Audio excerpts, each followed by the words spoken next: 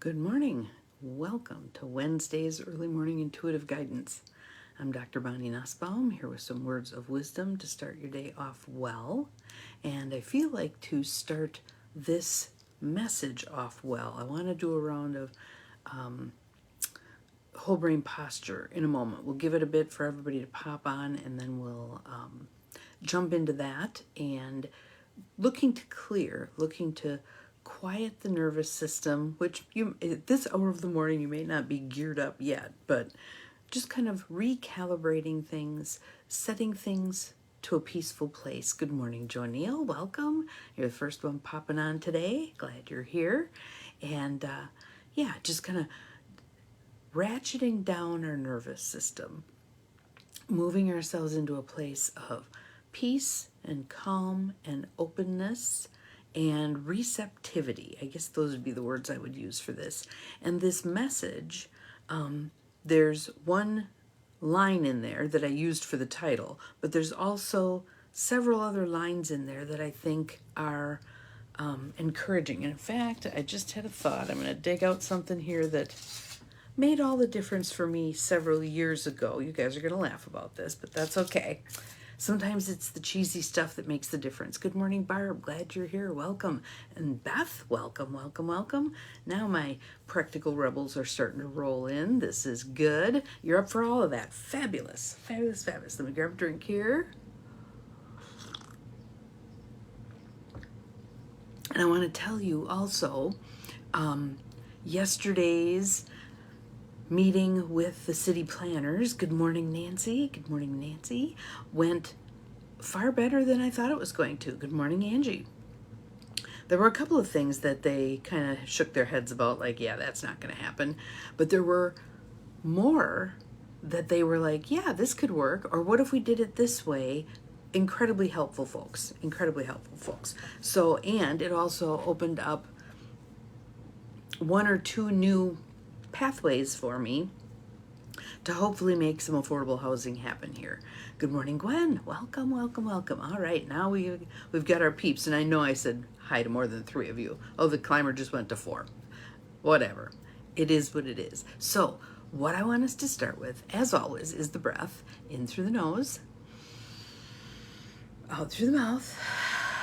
Let your shoulders drop. In through the nose, out through the mouth, with the intention of settling, centering, aligning, moving into a peaceful, still place. In through the nose, out through the mouth, quieting whatever chatter has already begun in your head. And we're going to do the whole brain posture, which is something you can do anytime, pretty much anywhere. Might be hard to drive doing it, but sitting in a meeting, talking with friends, being on the phone, on a Zoom, face-to-face, whatever. You can do this discreetly, and what it does is it helps center you, calm your nervous system, get you present, etc. So what I want you to do is just cross one ankle over the other. Yes, happy birthday to Carolyn. Awesome, awesome, awesome. Wonderful. I hope she watches after the fact. That would be fabulous. Love your mom. Good morning to everybody. Glad you're here. So you've got one ankle crossed over the other. Arms out in front like a zombie. Cross one wrist over the other. Turn your palms down and interlace your fingers. Then you can either bring them up to your chest or in your lap, whatever's more comfortable. I'm going to do this today. It kind of depends on how my hands are feeling, whether or not I do this. So then I want you to just close your eyes. And I want you to take some nice belly breaths.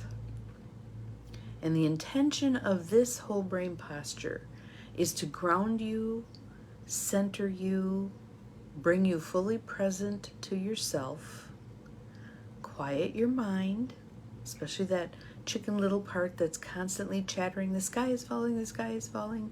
Just breathing peace into that part of you, thanking that part of you because it's there to help you survive. We probably just don't need as much chatter as it likes to offer. Breathing deeply, being more and more present,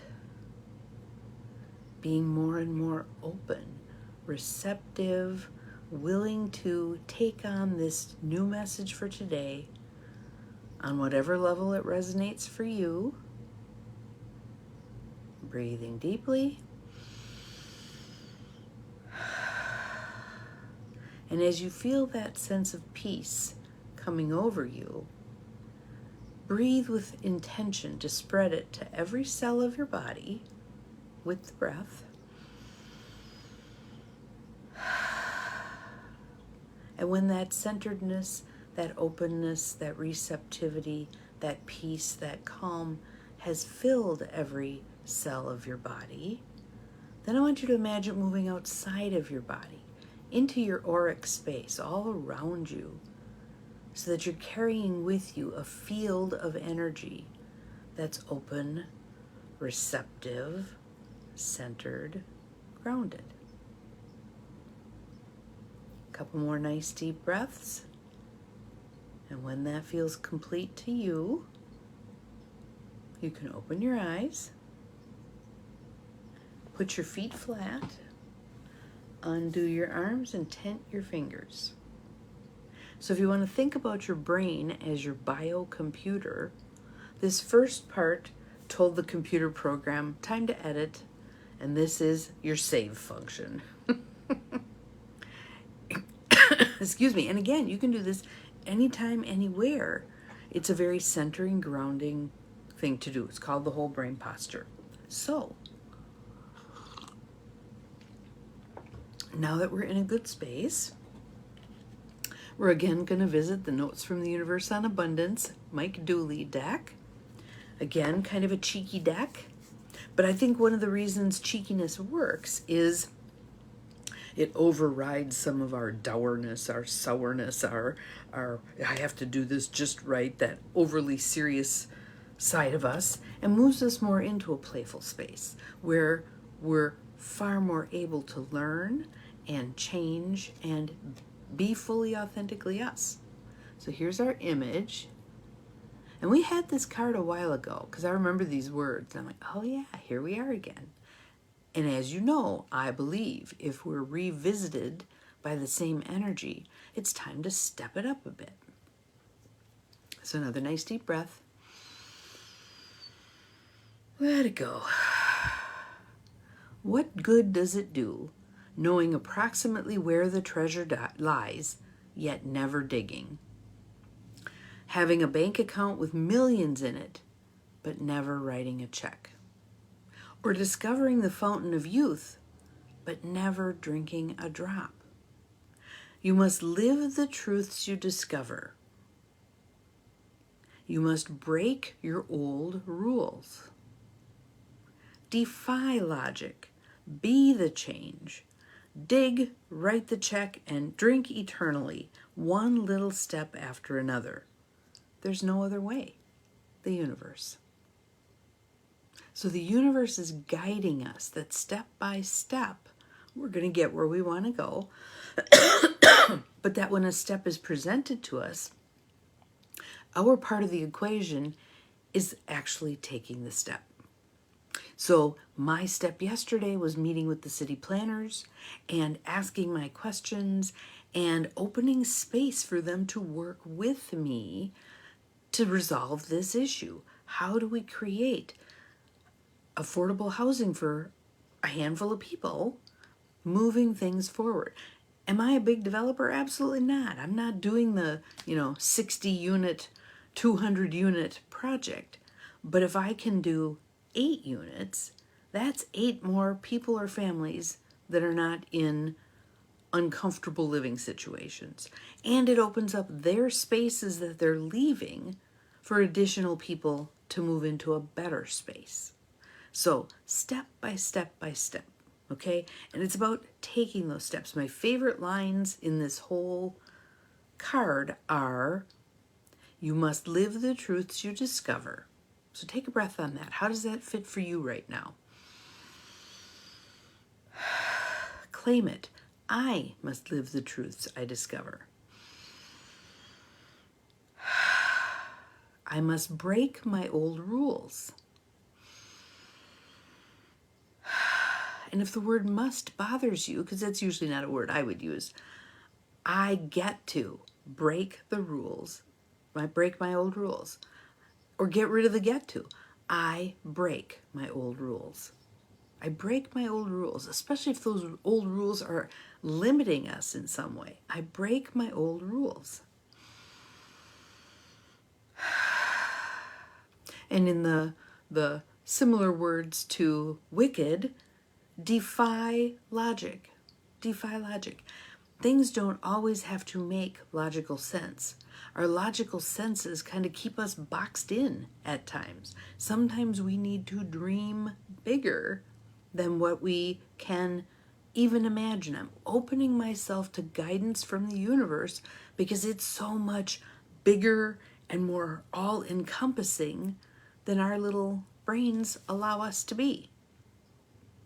Be the change. Be the change. So when we lament something, my question is, and what are you doing about it? What are your influences on it? What can you do in your space, in your time, with your gifts to influence that? So the fun little thing that I wanted to show you was, and this mirrors right now, there's great turmoil and doubt, especially around finances right now. People are kind of frozen, waiting to see, as my sister would say, how the shit jumps off before making some major financial decisions, which is wise, but there's also that piece of defy logic, break your own rules, etc. So a couple of years ago, when I was spinning in the space of, oh my God, I want to do this, can I afford it, blah, blah, blah. You know, do I go on this trip? And it was an amazing trip, but, you know, yada, yada, yada. I got a Dove chocolate bar. You know the little chocolate bars that have the message inside? The message was, book the flight. Book the flight. You can still even see the caramel there. And not only was it book the flight, the person who said it was Bree M. from Michigan. I was living in Michigan at the time. And I'm like, okay, this is just too clear a message. Too clear a message. Did it come in a cheesy way? Absolutely. Sometimes the messages do that. They come in cheesy ways. So I'll give you another example. I've talked about this before. I don't know if any of you have tried it, but I'd love to have you try it and tell us how it goes. I have my next 3 things rule. If someone is waffling on something, listening intently, trying to hear the messages, getting crickets, blah, blah, blah, this is the tool I use with them. It's called the next 3 things. So what you do is you pose your question to the universe. Am I meant to travel now? Am I meant to spend money on X? Am I meant to take this new job? Am I meant to leave this marriage? Am I meant to, whatever it is, pose it to the universe, let go of it, go forth, and pay attention to the next 3 things that grab your attention. It might be a song on the radio, it might be a billboard, it might be a bumper sticker, it might be conversation in passing as you go, whatever it is. And I have found that this little tool works amazingly well. And I've told some of you these stories already, but they're my favorite examples, so I'm going to use them again. A friend of mine who had been working in an industry that was commission-based for several years and had left the banking industry because she just hated it. It was not her gig. It wasn't a good fit. It does work. Yes, it does. I'm glad you say that, Barb. So she and I went out for lunch. And we went to this cute little French restaurant that no longer exists. It was a wonderful place. And so we had done, when she was in my office, we had done the next 3 things. Let it go. We'll walk down to have lunch, blah, blah, blah. She's intently paying attention, she was working really hard to discern what her answer was. So we're sitting at lunch, we're chatting, and she's looking around trying to find her answer. She pursued rather than received. She was pursuing. We get to the end of lunch. We're walking toward the door. She's kind of downcast and disappointed, and she said, I don't think it worked. We get to the door, and right by the door is this little cafe table, and there's two young women sitting there dressed in suits. And as we walk past, I shit you not, one of them says to the other, "There's no money in banking." We walked out the door, got to the sidewalk, busted out laughing, blah, blah, blah. A couple of days later, she was recruited for a position that she's still in now, which I think, God, is that 20 years? Where she's making fabulous money. She loves what she's doing. She's helping people, blah, blah, blah. But had we not done that exercise, I'm not sure she would have been brave enough to take that position when it came up. She might have been cowed into playing not to lose. Taking a job at a bank, going back to being a teller, rising up the corporate ladder, not in ways that felt good to her, but that, again, playing not to lose. So that was one. Another one was a woman who was trying to decide whether to leave her marriage in Wisconsin and go meet a man that she had met online who lived in New York. And waffling back and forth and couldn't decide and blah, blah, blah. So we did the next three things. She leaves the session. My phone rings. I must have had a cancellation or something and I saw it was her. So I answered, and she's chortling on the other end of the phone. And she said, "I was driving from Green Bay to Appleton, and there's a billboard that says live, play, and work in Wisconsin." And she busted out laughing. She thought that was hilarious. Good morning, Janine. So she is still married to her husband. They're doing well. They made it over this hump, etc., etc. One more, just to drive home that this tool works really, really well. So it was a woman trying to decide on opening a business. And that's a scary proposition, especially at that point in time. Things weren't exactly, I think it was 2008. Things were not good economically. But she was getting the call, open this business, open this business. So she's driving down the road after we did in the session her next three things. And she's driving along and she's praying to God, and she's like, okay, I'm thick-headed. Make this message as clear as possible. What I'm supposed to do. Am I supposed to open this business? It had been a cloudy, gloomy day. I kid you not. The clouds parted, the sun shone down, and she's like, really? Very clear message. Very clear message. So practice that. Try that. When it's living the truths you discover, breaking your old rules, defying logic, being the change, pose it to the universe. Pay attention to the next three things that come up. There's your answer. There's your answer. So have some fun with this today. Play around with it today. See what you can glean with regard to what are my next steps. What are my next steps? So show you our pretty picture yet again. Have an awesome day. We'll see you again tomorrow. Remember, you're capable of far more than you think you are. Bye-bye.